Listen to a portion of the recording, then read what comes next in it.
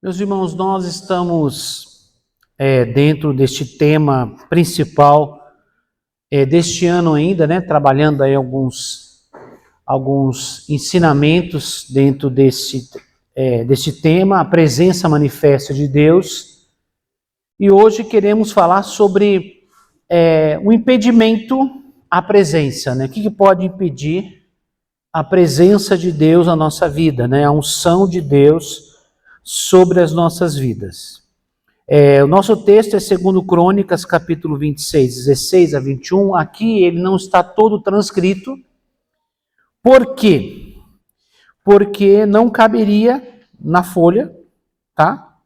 Então a gente ficaria com um texto muito longo.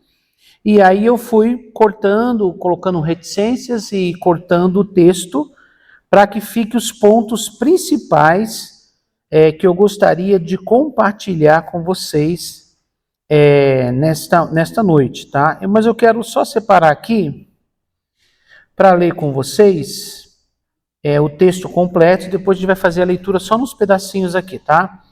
Segundo Crônicas, capítulo 26, a partir do verso 16, tá? Tá falando sobre o rei Uzias. Diz assim, ó, eu vou ler 2 Crônicas 26, do 16 em diante, o texto completo. Aqui está de uma forma resumida, com cortes, o que a gente colocou aqui, tá bom? Diz assim, ó, mas havendo-se já fortificado, exaltou-se o seu coração até se corromper, e transgrediu contra o Senhor, seu Deus, porque entrou no templo do Senhor para queimar incenso no altar do incenso.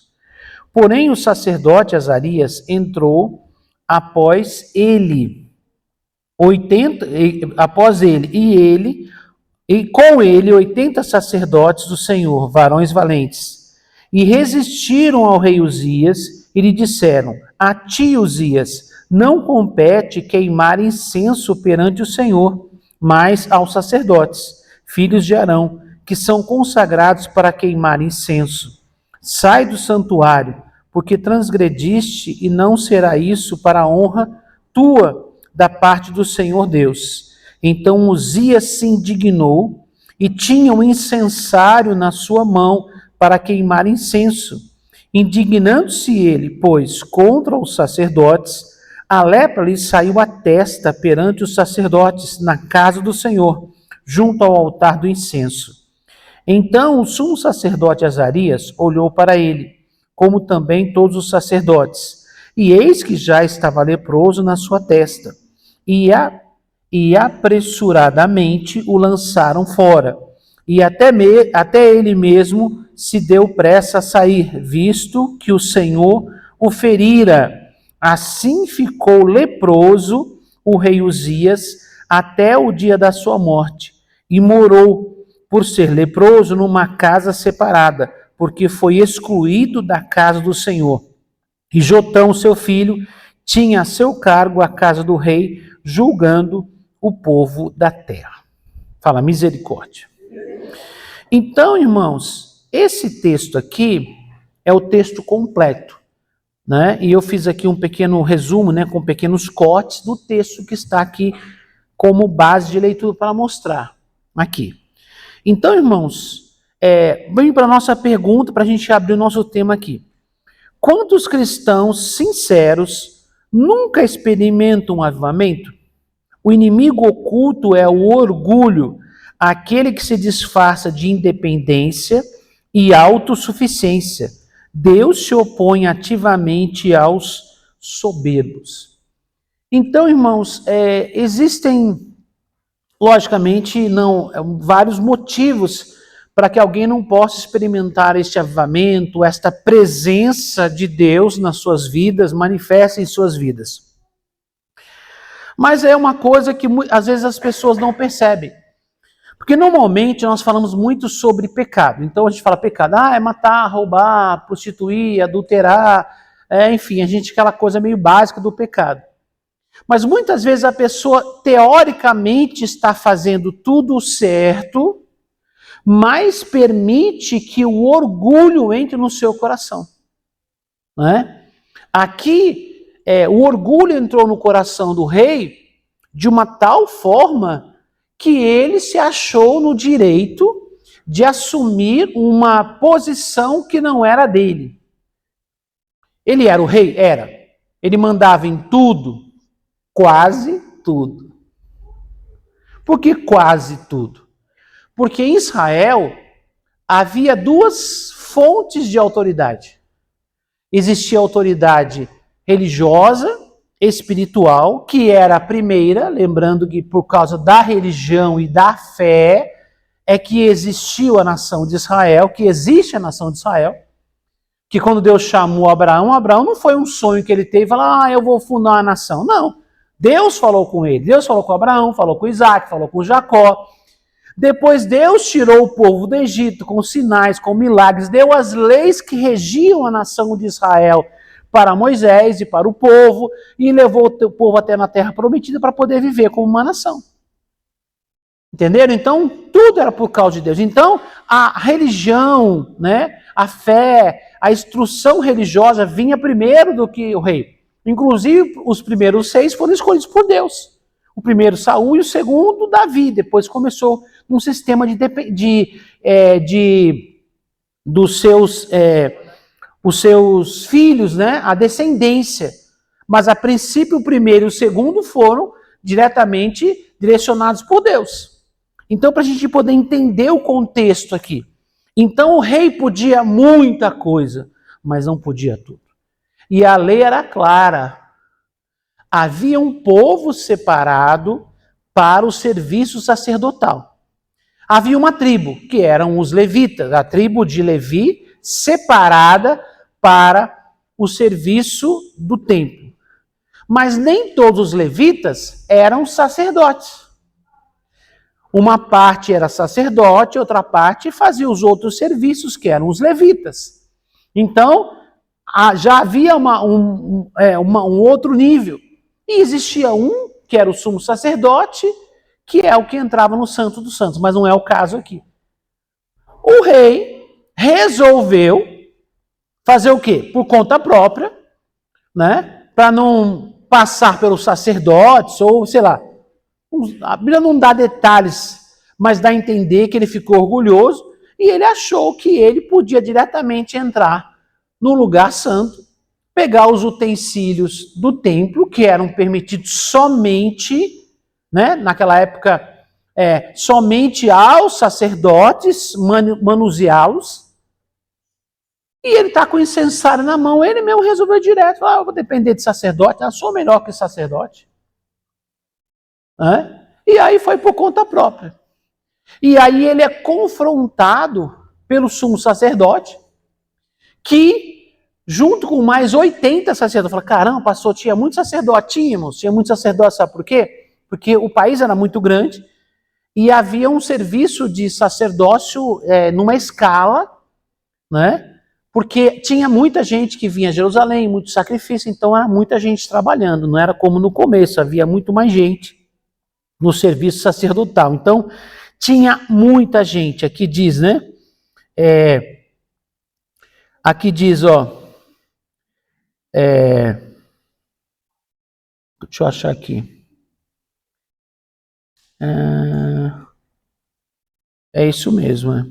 São 80, isso mesmo, 80 sacerdotes, além do sumo que estavam confrontando o rei Uzias. Mas quando eles falaram, ele falou, olha, não lhe é permitido estar aqui, você não pode estar fazendo o que você está fazendo, ele ficou revoltadinho, ficou corajoso, né?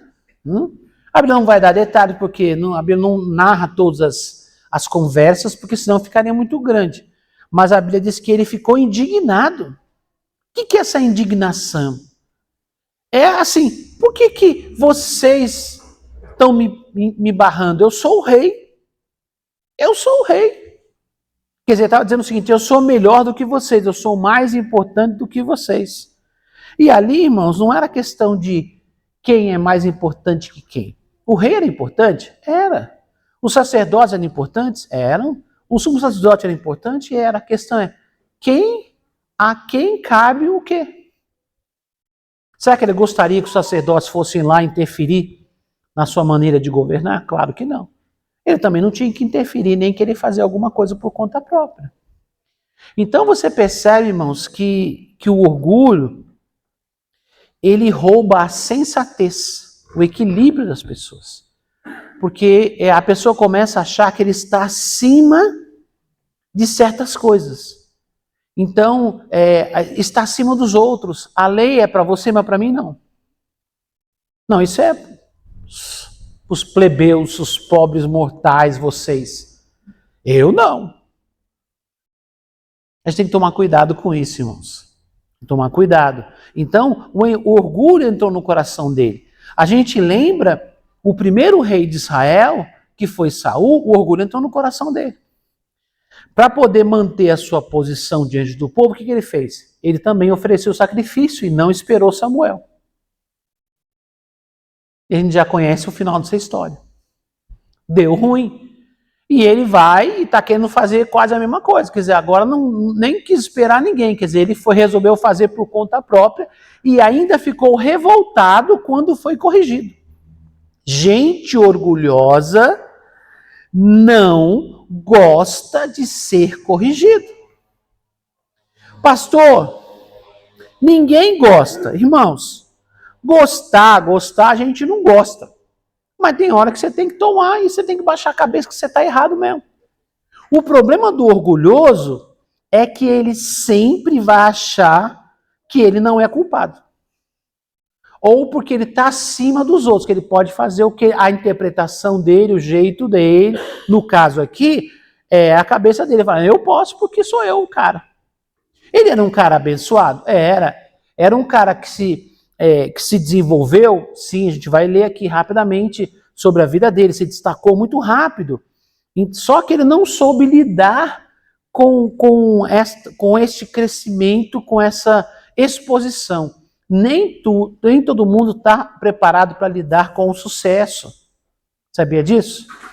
Às vezes, Deus não permite certas coisas em nós, porque Ele sabe que o nosso coração é orgulhoso. E Ele dá umas cortadas na gente para a gente poder ficar esperto.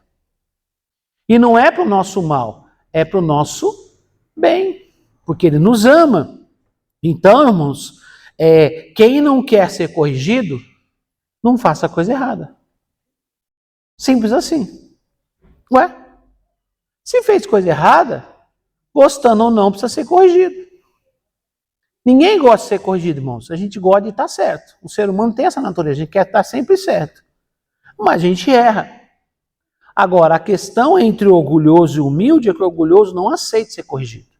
Ele questiona quem corrigiu, ele se compara, ele fala, mas quem é você para me corrigir? Se ele souber da outra pessoa que está corrigindo ele tem um erro, aí ele vai apontar o erro da outra pessoa para não ser corrigido. Como se ele não tivesse errado, você entendeu? Ah, mas quem é você? Você vai falar isso, mas se você faz isso, mas uma coisa, outra coisa.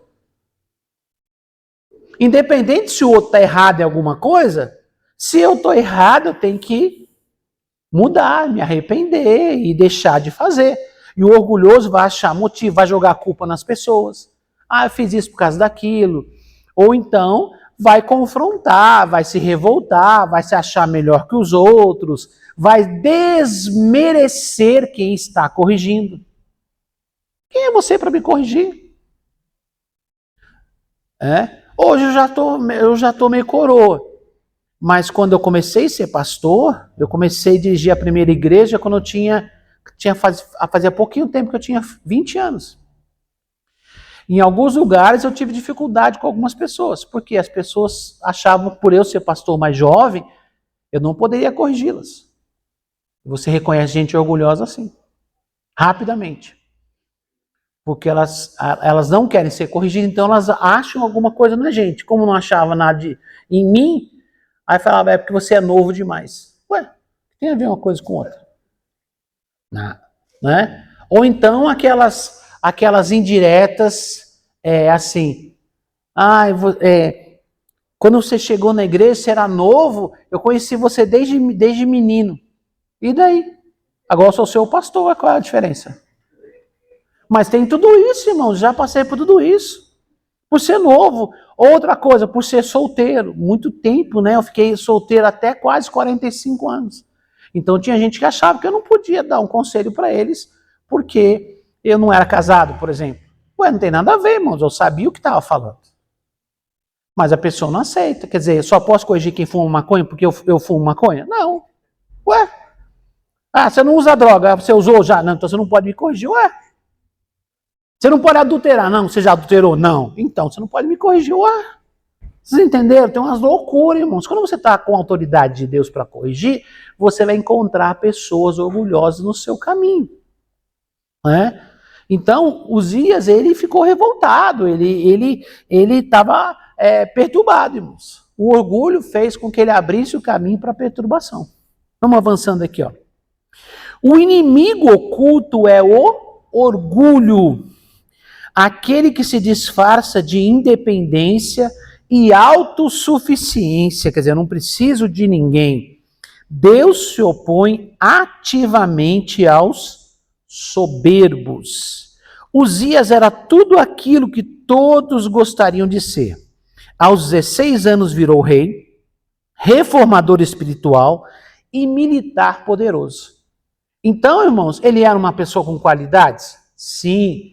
Ele foi precoce nas suas conquistas? Sim. Começou a reinar com 16 anos.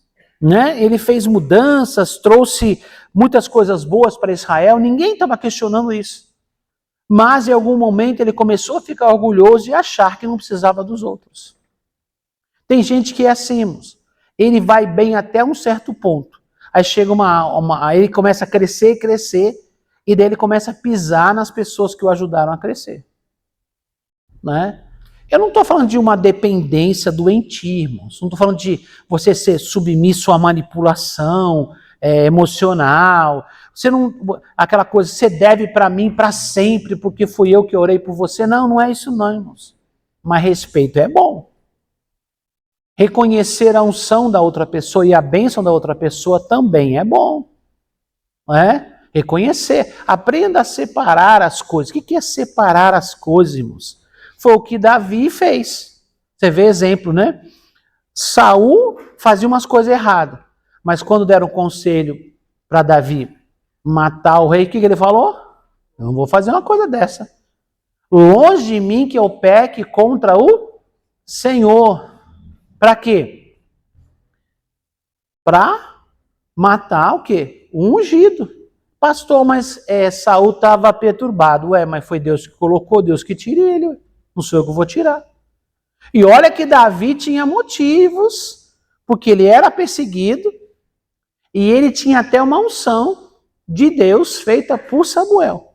Falou, não, mas eu não vou passar na frente, eu vou esperar. Não vou atropelar. O tempo de Deus vai fazer do jeito dele. Então você percebe a diferença entre Davi, né? Ele tinha a unção e tinha a razão. E teve a oportunidade. Olha, gente, que conjunto de coisas, né? Ele tinha a unção, ele tinha a razão, porque o cara estava querendo matar ele, então, de certa forma, ele poderia se defender. E ele tinha a oportunidade, estava lá na caverna, ele foi lá, ele pôde matar o rei, mas o que ele fez? Ele cortou um pedacinho do manto. Para dizer, olha, eu não sou teu inimigo. Então você percebe a diferença de pessoas diante de situações. Né? Por isso que Davi, apesar de algumas situações, ele se tornou o rei mais importante da história de Israel. Né? Um rei falado, um rei que ao próprio Jesus era reconhecido como filho de Davi. E ele entendia que isso era uma honra. Né?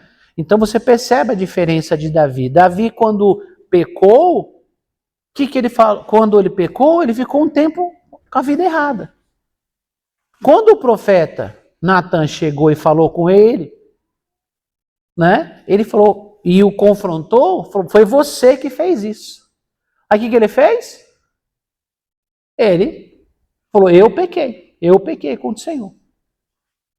Ele podia dar desculpa, não podia? Ah, também, ó, a mulher tomando banho pelada lá, eu também sou homem, né? Não podia, não? É desculpa que o homem dá, não é assim, não? Também não é assim, né? Eu também sou homem, né?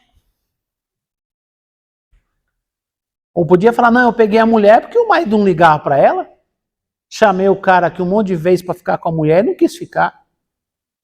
Merece ser corno mesmo. Ué, não tem gente que fala isso? Desculpem a linguagem, irmãos. Eu estou usando uma linguagem comum para você entender como as pessoas pensam e como as pessoas falam. Não é? Ele poderia dar motivos para o seu erro. Não é? Motivos, desculpas. Mas quando ele foi confrontado pelo profeta, o que ele falou? Eu pequei realmente. Quer dizer, ele reconheceu. Aí o profeta falou assim, ó, Deus está dizendo que o seu pecado foi perdoado. Lógico, as consequências ficaram, mas o pecado foi perdoado. Ele podia ter comunhão com Deus novamente, diferente de Saul, quando era confrontado, se revoltava, diferente aqui do caso do rei Uzias, que fazia o quê? Ele foi confrontado pelos sacerdotes e ficou indignado, e ficou todo macho, ficou todo nervoso, porque ele era orgulhoso. Né? Por quê? Porque ele conquistou muito, ele avançou muito, ele foi além do padrão. Toda pessoa que vai além do padrão tem que tomar cuidado com isso. Cuidado com o orgulho. Orgulho. Porque às vezes, eu não roubei, não matei, não prostituí, não adulterei, mas a pessoa é orgulhosa. A Bíblia diz que Deus abate a pessoa soberba, a pessoa orgulhosa. Sério demais, irmãos. O pecado do orgulho é o pecado original, vocês sabem disso, né? Satanás olhou para si mesmo, se achou demais e resolveu assumir e fazer o seu trono acima do trono de Deus. E aí a gente já sabe a desgraça que deu. Continuando aqui. Então, quando tudo que tocava prosperava, está falando sobre o rei, né? Quando o seu nome se espalhava por toda a terra, quando era inegavelmente forte, seu coração foi tomado pela soberba e fez o impensável. Entrou no lugar sagrado do templo, querendo fazer o trabalho do sacerdote. Deus o feriu com lepra na mesma hora. Então, irmão, qual foi a consequência desse orgulho do rei Uzias? Ele ficou o quê? Leproso. Irmãos, e Deus foi tão específico que colocou lepra na testa dele. Para todo mundo ver. Exatamente, bem na testa. Põe no braço, põe assim, põe uma roupa, cobre outra, né? Mas Deus pôs na testa. Quer dizer, era para ver. Né? E em Israel, irmãos, a lepra era uma doença amaldiçoada. O que isso quer dizer? Que as pessoas que fossem leprosas, elas tinham que viver isoladas. Em Israel havia locais e cidades para a gente leprosa. Os leprosos não poderiam conviver com outras pessoas, porque aquele tipo de lepra era uma doença transmissível, quer dizer, uma pessoa pega lepra da outra pessoa. Então, por isso eles tinham que ficar isolados. Então, Deus não o matou, que poderia, a gente já conhece a história de outros que morreram, né? Os filhos de Arão morreram. Porque foram oferecer o fogo estranho no altar. Ele estava no mesmo ambiente, ele poderia morrer. Mas Deus não o matou, mas o feriu de lepra num lugar visível, e aí, a partir daí, ele teve que ser afastado. Não podia mais ficar no palácio, não podia mais atender pessoas, não podia mais andar no meio do povo, não podia nada. Lhe foi permitido viver, mas viver no isolamento. Fala, misericórdia. Sério demais, irmãos. Então, irmãos, aqui eu coloquei em vermelho porque isso aqui é para chamar a atenção. Ó. O sucesso matou o que a fraqueza nunca conseguiu. O que isso quer dizer, irmãos? Que as fraquezas humanas, os pecados que as pessoas caem, às vezes a pessoa vigia tanto e não vigia no orgulho. Acha ser melhor do que os outros. Então, para ele, o orgulho, né, o sucesso se tornou a fraqueza dele. Que geralmente as pessoas falam de erros, de falhas, de pecados, como citamos aqui o de Davi, não é isso? Não é? Mas aqui, o sucesso foi que destruiu ele. Por quê, irmão? O sucesso é mal, pastor? Não. o sucesso é mau para quem não tem um coração tratado. O sucesso é uma coisa boa, né? Deus falou para Josué, medite no livro dessa lei dia e noite, você terá sucesso em tudo que você fizer. Então o sucesso não é mau, o sucesso é bom, mas a pessoa tem que estar com o coração preparado para poder lidar com isso. Tem gente que se perde com o sucesso. A pessoa começa bem e termina mal. Nós temos um caso, eu vou citar aí, que é bem conhecido, é o caso do nosso jogador aí, dos últimos tempos, mais valioso, que é o Neymar. Quem acompanha futebol, lembra do Neymar no Santos, ainda muito novo, indo treinar com fone de ouvido, ouvindo hino. Vocês lembram disso? Não? Eu lembro ele ouvindo canções do Apacentar, né, orando. Aí começou a crescer, aí começa estrela, valioso, vai ser o melhor do mundo, começa a andar nesse mundo, muita tensão, aí foi se perdendo, né? Arrumando menino para tudo que é lado. Quando eu falo, o problema não é a pessoa ter muito filho, o problema é ter filho com quem não deveria ter, né? É muito uma bênção se você tiver vários filhos com a sua esposa, sem problema nenhum. O problema é quando você tem com outras, né? Que é o caso dele. Várias histórias, envolvido com um monte de coisa, e coisa errada, e aí vai um monte de coisa. Tem questão financeira, contrato com o Barcelona, enfim, tem um monte de história que eu não vou entrar em detalhe. Mas o orgulho entrou no coração. E aí a pessoa se perde nesse mundo. Nem todo mundo está preparado.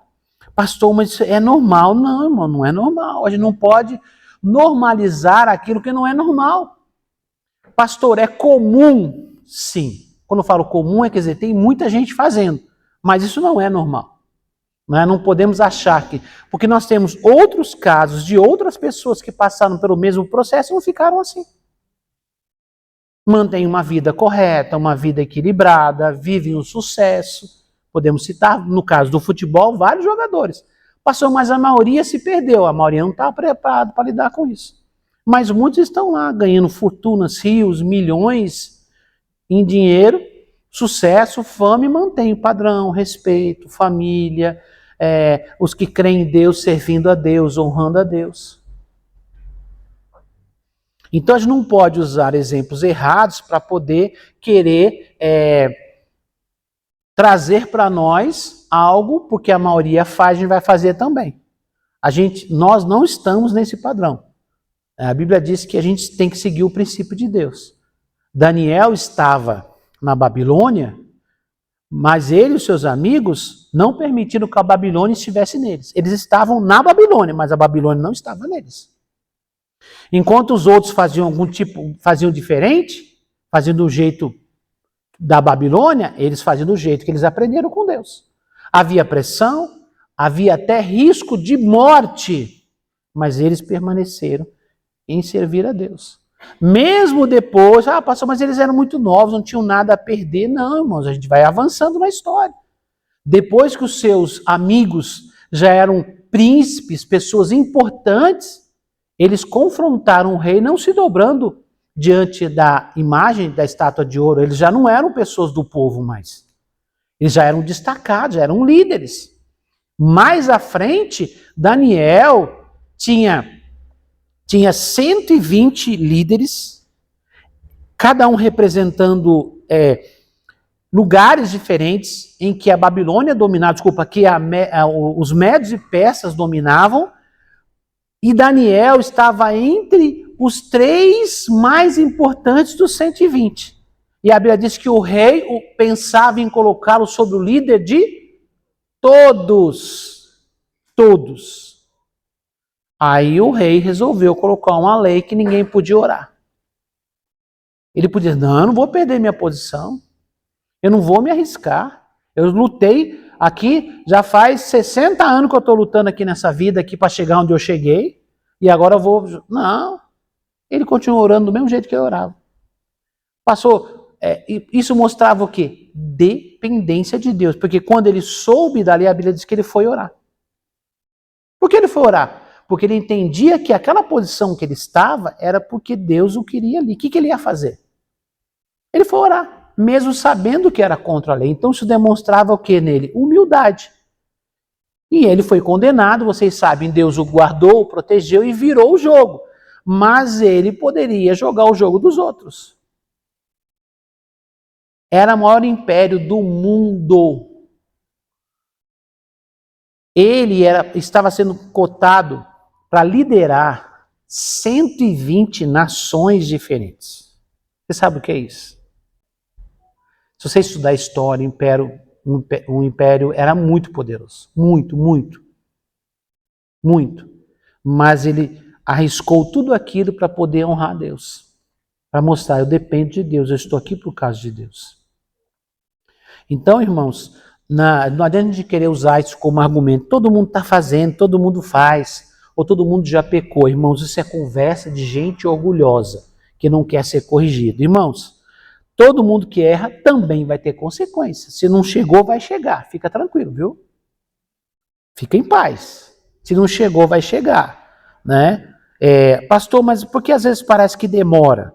Primeiro que não somos nós que fazemos justiça, quem faz é Deus. Se a gente tentar fazer, a gente vai pecar também. Outra coisa, Deus opera na misericórdia. Então Deus dá tempo para a misericórdia, porque existem níveis diferentes diante do pecado. Presta atenção, moço. Vou explicar uma coisa para vocês. Níveis diferentes. Pastor, uma pessoa pecou, fez uma coisa errada. Níveis diferentes para lidar com o pecado. Eu errei. E eu reconheço que eu errei, eu vou pedir ajuda. Para quem é direito, se é o meu líder, meu pastor, sei lá, para alguém vou falar, olha, eu fiz tal coisa errada, ora por mim, me ajuda, eu quero sair dessa, eu quero vencer. Esse é o primeiro e o melhor nível para se lidar com o pecado. Existe o segundo nível, não é tão bom, mas está vou dizer assim, no meio. É aquele que alguém fala, fulano, você pecou, você errou. Aí a pessoa fala assim, é verdade, eu errei, me ajuda.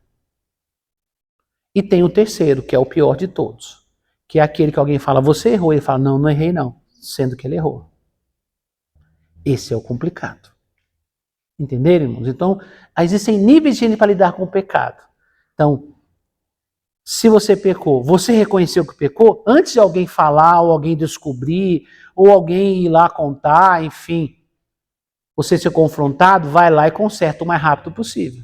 Esse é o melhor é não pecar.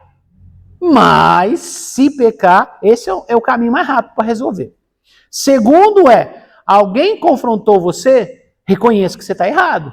Agora, o pior caminho que alguém pode pegar é aquele que ele é confrontado e ainda continua batendo o pé e dizendo que não errou.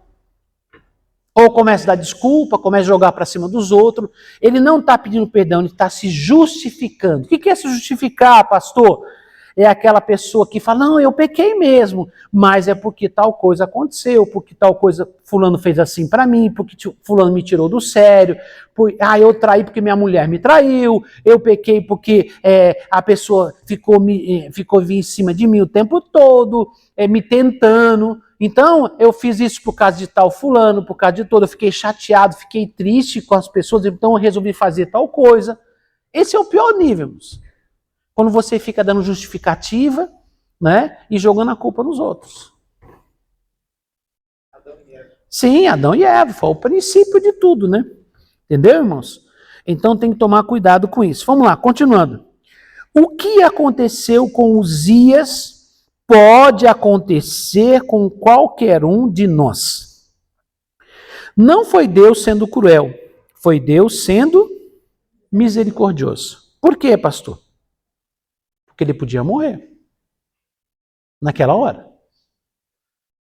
Pastor, mas lepra é uma coisa terrível, ele viveu isolado, sim, mas ele estava vivo ainda para poder consertar e repensar a vida dele, enquanto a vida é esperança. Né? A lepra era o sinal visível de uma doença invisível que já estava consumindo o coração de Uzias, o orgulho.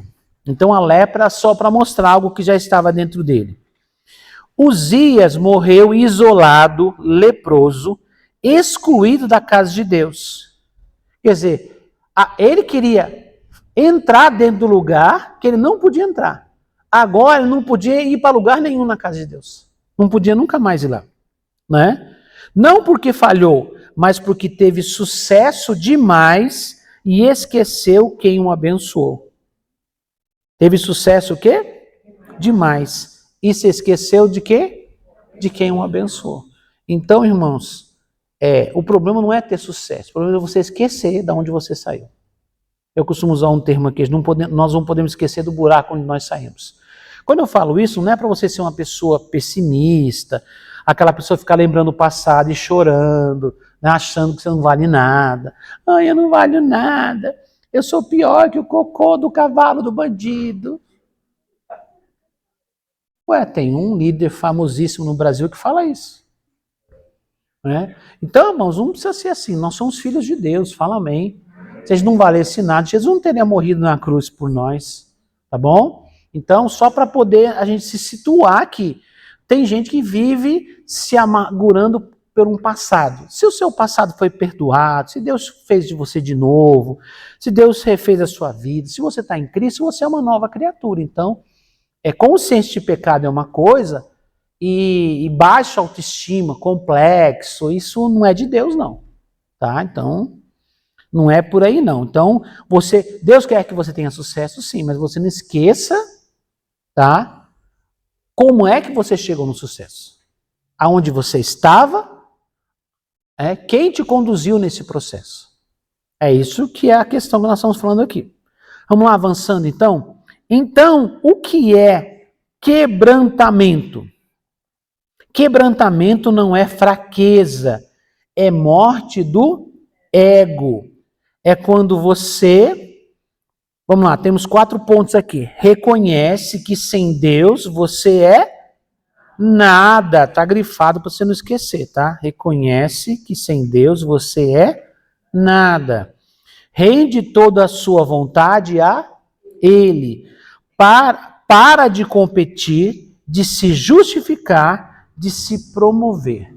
Então tem gente que está competindo o tempo todo. Irmãos, nós que servimos a Deus não estamos competindo com as outras pessoas. Quem é mais abençoado? Eu falo mais em língua que você, eu tenho mais dom que você. Quantas pessoas você orou e já foi curado? 20, eu já orei por 30 e foram curados. Já expulsou quantos demônios? Não é competição, irmãos. Não é competição. Tem gente que tem um espírito de competição, está competindo. Irmãos, nós não competimos, nós cooperamos. Um corpo não dá para competir com partes dele mesmo. Todo corpo bem ajustado, como diz o apóstolo Paulo em Coríntios, faz o quê? A coisa funcionar. Agora, nós não estamos concorrendo uma parte com outra. Somos parte de um corpo, então todos nós cooperamos. Então não deve haver competição, né? Aqui diz, para de competir, de se justificar e de se, o quê? Promover. O que é isso? O que é se promover? É você querer falar bem de você para as pessoas gostar mais de você. Lógico que também não é o contrário, você fala mal de você. Não é isso, não. Tem gente que ele tem que contar alguma história para as pessoas gostarem dele. Isso é problema de baixa autoestima. Eu preciso que você saiba quem eu sou para você gostar de mim. Então, quero me promover. Hoje, em tempos de rede social, isso é um fato, né? As pessoas querem se promover, né? Por vários motivos, né? Mas assim, se a pessoa não tiver o resultado esperado, as pessoas em crise, ficam depressivos, porque talvez não alcancem o número de likes, comentários ou curtidas esperado, né? Então a pessoa fica, muita gente querendo se promover, né? Achando gente para falar bem dele, né? Fala bem de mim, né? Tem que achar gente para falar bem de mim. Vou dar uma dica para você de sobrevivência. De sobrevivência. Nesse negócio, se você achar alguém para falar bem de você, você pode cair na mão dos manipuladores e dos puxa-saco. Você vai achar quem vai falar bem de você, mas ele vai querer algo em troca.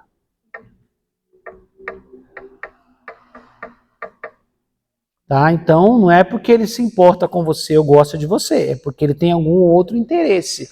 Então, pessoas com baixa autoestima são vítimas de pessoas assim, que manipulam, né, que têm um interesse, que vão lá porque querem tirar, porque quando você tiver, ele quer colar para... Né? A gente fala isso porque na igreja é muito comum isso, irmãos. Tá? É muito comum isso. A gente chega, eu já fui pastor de vários lugares diferentes. E aí você chega no lugar, tem gente que vem se autopromover, né? E tem gente que vem te ajudar a se promover. O que é ajudar a se promover? Você está chegando, você não é conhecido, a pessoa vem, mas não é porque ela se importa com você ou quer te ajudar. É porque ela entende que você está numa posição e ela vai falar algumas coisas para você ficar amigo, para você gostar mais dela, e depois a pessoa, você cresce e ela está colada em você, é seu amigo. Está colado na sua imagem. Ela vai ter algum benefício. Então, essas pessoas geralmente fazem isso repetidamente, várias vezes, vários lugares. Então, a gente já chega numa igreja e já conhece o ambiente. Porque eu outro dia falava com os pastores aqui, eu já fui pastor de 9 igrejas diferentes. 9 igrejas diferentes. Com povo diferente. Então você vai aprendendo com o tempo, você vai errando, vai acertando. Né? Porque se você se torna uma pessoa muito vulnerável no desejo que as pessoas gostem de você, que as pessoas falem bem de você, você vai cair na mão desse tipo de gente. De gente puxa-saco, né? De gente invejosa que vai colar em você para tirar algum proveito, para depois, se possível, ficar no seu lugar depois.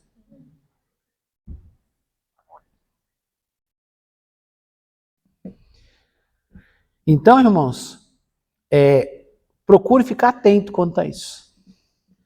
Procure ficar atento. Isso é uma dica para vocês, tá? De sobrevivência. Alguns de vocês já têm mais experiência, já caminharam, já estão nesse caminho há mais tempo, já estão mais espertos. Mas alguns talvez que não passaram por esse caminho, fica aí a referência para vocês pensarem sobre isso, tá? Então, cuidado com a autopromoção, tá? Não se esqueça, quem promove as pessoas é Deus. Né? Eu mesmo estou nesse exemplo hoje, vivendo hoje. Quando o bispo Sérgio morreu, a igreja ficou 2 meses sem ter uma pessoa definitiva para ficar aqui. E várias pessoas foram se autopromover para o apóstolo Jair de Oliveira. Tem gente que fez de tudo, irmãos. Foi pedir ajuda, né? Viajou, foi lá para Brasília, foi falar com a missionária Ruth, para poder dizer, não, eu tenho que ficar lá no Brás, né? Me põe lá no Brás. Aí falava com um, falava com o outro. Pastor Elias, né, que acompanhava o apóstolo, vocês, né, lembram dessa época? E ele falou para mim, falou, pastor, toda hora o apóstolo recebia uma ligação de alguém, de um superintendente ou de um líder, dizendo, apóstolo, se precisar de mim aí para ir para o Brás, estou à disposição, entregando as igrejas, entregando o campo, que eles eram superintendentes, se autopromovendo. E a reunião que o apóstolo decidiu quem seria o líder do então Igreja do Brás, foi marcada e eu não fui nem chamado para a reunião. Eu fui para lá para receber a notícia de quem seria o líder, eu nem fui chamado para a reunião. Só que na hora eu estava lá porque eu estava esperando para ser chamado. Ele me chamou, conversou comigo e falou, Deus mandou dizer que era você. Eu tomei um susto. Porque eu, de verdade, nunca imaginava que eu seria o líder no Brás.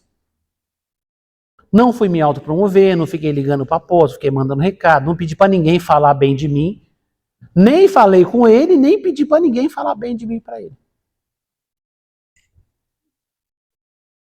Entendemos? Então, se Deus quer promover você, Deus lhe promove. Cuidado com a autopromoção, porque você pode se promover para um lugar que vai ser seu buraco. Que vai ser a sua queda. Que você quer assumir alguma coisa que não é sua. Irmãos, eu já dei passo errado nessa direção. Eu resolvi em algum momento decidir por mim mesmo e deu ruim. E não foi bom. E foi fracasso em vez de vitória. Eu achei que era vitória e depois eu descobri que era derrota. Mas é que Deus é bom, fala amém, irmãos? Deus é bom e me deu outra chance. Então eu falo para vocês porque eu já caminhei nesse caminho também. Né? Quando você é ferido, quando você é machucado, ou quando você é desprezado em algum momento, esquecido, a gente tem uma tendência a se auto-justificar, a se auto-promover. Você encontra alguém, você quer dizer, falar bem de você para a pessoa falar, ai, coitado, ele está derrubado assim, mas ele não é para estar assim. É só um momento. Porque a gente tem autoestima. Eu estou falando sobre pensamentos e vivências que eu já tive, irmãos. Eu não estou falando de outras pessoas, estou falando de mim, tá? Eu já tive momentos que eu tinha necessidade, alguém me via naquele momento meio derrotado, e alguém falava, puxa, pastor, mas você já fez isso, você já foi pastor de igreja grande, já fez isso, né? Tem a autopiedade das pessoas, né? Alguns é de coração, alguns não. Né? E aí fala com você, e você se vê na necessidade de se auto-justificar, mas eu não fiz nada errado, é perseguição. Aí você começa a falar, eu fiz isso de bom, fiz aquilo. Já fiz isso muitas vezes, irmãos. Eu falo porque eu já fiz isso. Porque você tem uma necessidade dentro de você de autoestima, né? De não ficar ruim no pensamento, na ideia dos outros. Mas nada disso muda a sua vida. Quem muda a sua vida é Deus. Quem promove é Deus. Quem abate é Deus. Então a gente não precisa se promover. Deus nos promove. Fala amém? Então toma cuidado, tá? Vamos lá, continuando. Clama por dependência absoluta por Deus. Então, quando uma pessoa é quebrantada, o que ele faz? Clama por dependência absoluta de Deus. É exatamente o que eu estou falando. Quem cuida de mim é Deus, quem me sustenta é Deus, quem me promove é Deus, quem me abençoa é Deus. Eu estarei no lugar que Deus quer que eu esteja. Então, é dependência de Deus. Se não for Deus, não tem outro jeito para mim. Se não for Deus na minha vida, não haveria outra maneira. Vamos lá, irmãos. Então, vou só repetir para a gente lembrar. Quebrantamento não é fraqueza, é morte do ego, é morte do eu. É quando você reconhece que sem Deus você é nada, rende toda a sua vontade a Ele, Deus, para de competir, de se justificar e de se promover, clama por dependência absoluta de Deus. Então, irmãos, esse último ponto, só refrisar isso aqui. Clama por dependência. Por quê, irmãos? Porque muitas vezes nós queremos ser independentes. E a gente tem que clamar, porque até para ser dependente de Deus, eu preciso da ajuda dele. Por quê? Porque muitas vezes eu me debato e não quero reconhecer que sou dependente dele. Eu sou. Todo mundo é dependente de Deus. Porque se Deus tirar qualquer coisa de nós, se Deus fizer assim e parar o nosso oxigênio, a gente morreu. Acabou. Se Deus tirar o pulso de vida que nós temos, o espírito de vida que Ele soprou em nós, acabou. Qualquer coisa, irmãos, a nossa vida acaba. Então, irmãos, todos nós somos dependentes de Deus, mas muitas vezes não reconhecemos. Então temos que clamar a Deus para reconhecer, para viver na dependência, para a gente não viver uma vida de independência de Deus. Então vamos clamar por Deus. Quando eu reconheço que o meu ego, o meu eu está sendo vencido, eu tenho que orar, Senhor, eu quero viver na dependência do Senhor. Pastor, mas você já vive, eu sei que eu já vivo, você também, todo mundo vive na dependência de Deus. Mas a questão aqui é reconhecer que vive na dependência. Tem gente, todo mundo vive, mas nem todo mundo reconhece. Tá? Continuar aqui. O mundo diz, acredite em si mesmo. O Evangelho diz, morra para si mesmo. Morra. Ai, pastor. Morra para si mesmo, não é para você morrer fisicamente, morra para si mesmo. É isso que o Evangelho diz. Né? Negue-se a si mesmo, morra para você. Morra para si mesmo, para sua vontade. O que é morrer para si mesmo? É morrer para a minha vontade, que não seja feita a minha vontade, mas a sua, tá? É sua, é isso que está dizendo. Cuidado com esse acredite em si mesmo. Pastor, a gente tem que ter autoestima? Tem. Tem que ter boa autoestima? Tem, claro. Mas o que eu falei para vocês, a boa autoestima é o seguinte, olha, eu sou uma pessoa abençoada, eu sou um filho de Deus, eu estou vencendo porque o Senhor está me guardando, então eu tenho fé, eu tenho confiança, eu tenho autoestima que eu sou um filho de Deus, que eu tenho dons de Deus, que eu tenho capacidade de Deus, mas você percebe que está sempre Deus na história. Cuidado com essa, acredite em você e aí deixa Deus de lado. Não pode de jeito nenhum. Quebrantamento é o oposto do que a cultura prega, mas é o único caminho para o avivamento verdadeiro, para viver na dependência, para viver na presença do Senhor. O Senhor não está em ambientes onde há competição. Onde há quebrantamento, onde há rendição, é onde Deus opera. Se eu achar que sou eu, que a minha inteligência, a minha capacidade, ali Deus não tem como operar. Então, aonde Deus é honrado, adorado, como o único primeiro, ele vai manifestar-se ali. Agora, onde ele vai ter que disputar atenção com as pessoas, com os irmãos, com o pastor, aí não dá, irmãos, ele nem vem. Ele não vai se rebaixar isso. Primeiro que Deus não tem que provar nada para ninguém, ele já é Deus. Se ele quisesse provar, força ele tinha. Não é assim, não? Não acredito em Deus, cai um raio do lado. Ai, sim, Senhor, na hora acabou. Deus não podia fazer isso? Podia, mas ele não faz. Porque ele quer que as pessoas reconheçam de coração. Amor é uma rendição por amor e não por obrigação. Se fosse por obrigação, ele tinha todo o poder para fazer isso. Então, irmãos, cuidado para você não deixar o orgulho entrar no seu coração. O avivamento, a presença de Deus se manifesta aonde ele é o centro das atenções e não alguém de nós, tá?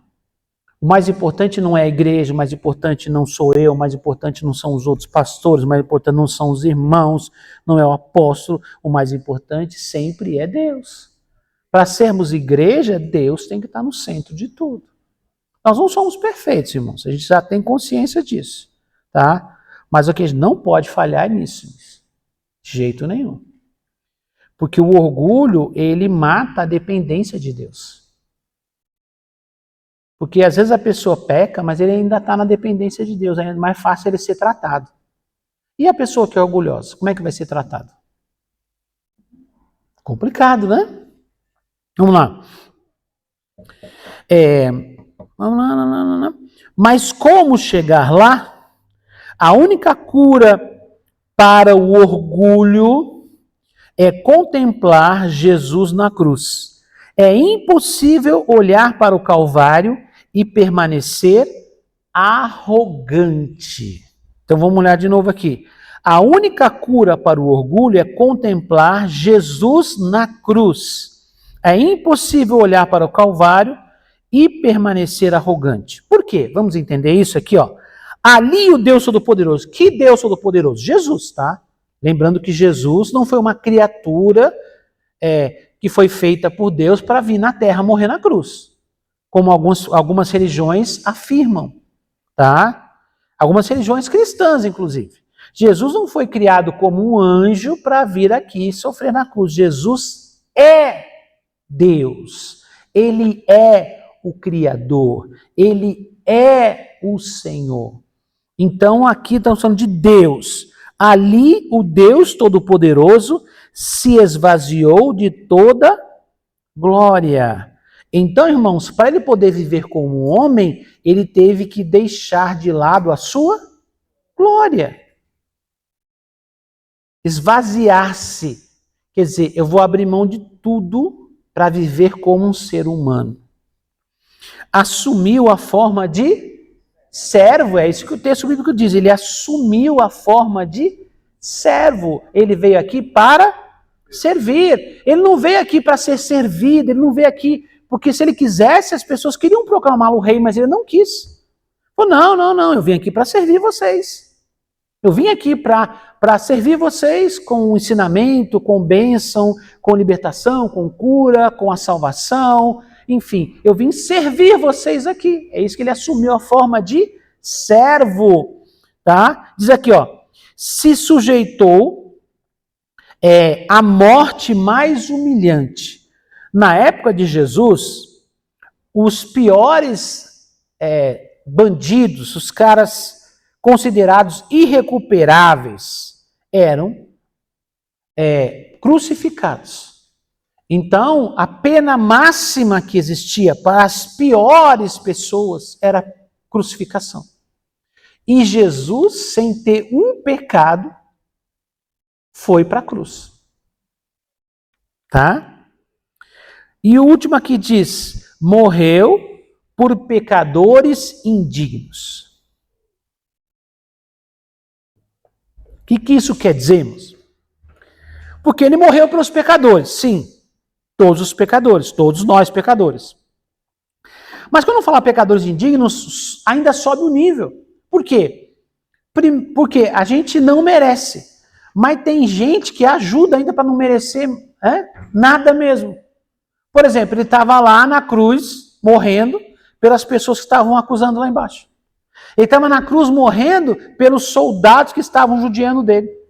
Ele estava na cruz morrendo pelos sacerdotes e pelo sinédrio que o acusou com falsos testemunhos.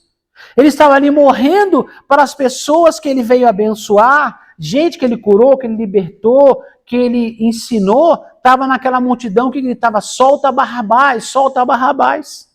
E ele estava morrendo por todas essas pessoas. Ele estava morrendo por mim, por você, pelos bandidos, pelos ladrões, pelos assassinos, pelos estupradores, enfim, por pior tipo de gente que você pode imaginar, ele morreu por todas as pessoas, pecadores indignos. Todo pecador é indigno, claro, porque se tem pecado não tem mérito, mas tem gente que parece que é pior ainda, não é isso? É mais ainda. Mas ele morreu. Então, aqui ele demonstra o quê? Quando você olha para a cruz, para o Calvário, não tem como você ficar orgulhoso.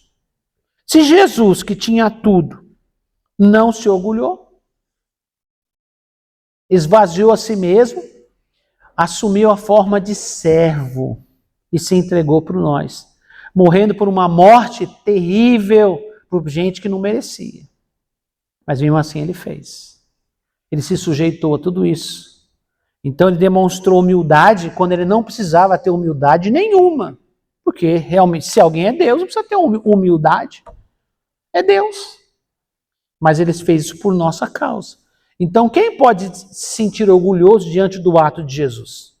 O que você é comparado com Jesus? O que eu sou comparado com Jesus? E quando eu falo Jesus, eu falo Jesus da glória. Porque ele desceu da glória para vir aqui passar pelo que ele passou.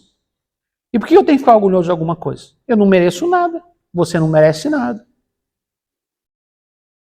Então, quando a gente olha para a cruz com a visão bíblica, a visão correta, não tem como nós ficarmos orgulhosos. Porque tudo que temos é favor de Deus. Como o texto diz, né? Porque dele, quer dizer, tudo que acontece vem dele. E por ele, quer dizer, acontece por causa dele. Por causa da graça, o favor e a bênção, a unção dele. E tudo deve ser devolvido a ele, feito para ele. Então vem dele, é feito por ele e volta para ele. Então este é o caminho que devemos seguir para que a presença de Deus, o avivamento, se manifeste em nosso meio. Aonde há concorrência com Deus, Deus não vai manifestar-se ali. Tá? Continuando aqui. A cruz não apenas nos salva, ela mata o nosso orgulho e forma em nós o coração de Cristo. Se ele desceu assim, como você quer subir?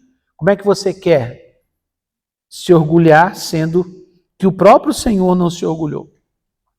Ele se humilhou. Vamos ficar de pé, irmãos? Vamos orar em nome de Jesus. Vamos falar com o Senhor. Nós aprendemos hoje que o impedimento para a presença do Senhor é o orgulho, a soberba. Vamos orar, vamos falar com o Senhor, vamos pedir ao Senhor, Senhor, nos perdoe. Porque em muitos momentos ficamos indignados, ficamos revoltados, achamos que devemos, que podemos, que somos melhores do que somos. Senhor, nos perdoe porque muitas vezes queremos nos autopromover. Senhor, confiamos em nós mesmos, mas Deus está nos ensinando hoje. Se queremos a presença manifesta de Deus, temos que nos humilhar perante Ele, reconhecer que tudo que somos e temos é por causa dEle. Pai, em nome de Jesus, nos colocamos em Tua presença, Senhor, nesta noite. Pai, nós pedimos a unção e a direção do Teu Espírito sobre as nossas vidas, Senhor. Que o Teu Espírito Santo venha trazer unção, liberação, bênção. Que o Teu Espírito Santo venha trazer sobre nós, ó Pai, a Tua presença gloriosa, a Tua presença maravilhosa. Que o Teu Espírito Santo, Senhor, venha trazer a Tua presença e que possamos reconhecer, Senhor, que somos falhos, que somos pecadores, Pai, que erramos, meu Deus, que pecamos muitas vezes, que permitimos que o orgulho, a soberba, meu Deus, a autossuficiência, Pai, a não dependência do Senhor, nos perdoe quando tomamos decisões por nossa própria conta, nos perdoe, Senhor, porque muitas vezes estamos caminhando, Senhor, a nossa própria vontade. Muitas vezes queremos fazer a obra que pertence ao Senhor, à nossa maneira, do nosso jeito. Pai, em nome de Jesus, nos perdoe quando nos sentimos orgulhosos pelos dons que recebemos. Se dom é presente, como podemos estar orgulhosos? Pai, se não somos merecedores porque estamos orgulhosos, nos perdoe, Senhor, porque muitas vezes confundimos, Senhor, as coisas, nós não entendemos completamente a Tua verdade, mas nesta noite o Senhor nos traz clareza, esclarecimento, que em nosso coração haja humildade, haja dependência, Pai, que possamos reconhecer que precisamos do Senhor, Pai, em nome de Jesus, que o fruto do Espírito, meu Deus, que é a humildade esteja sobre as nossas vidas, Senhor. Espírito Santo, nos ajude, quebra todo ego, quebra toda arrogância, quebra todo orgulho e nos faz reconhecer, Senhor, que tudo vem de Ti, Senhor.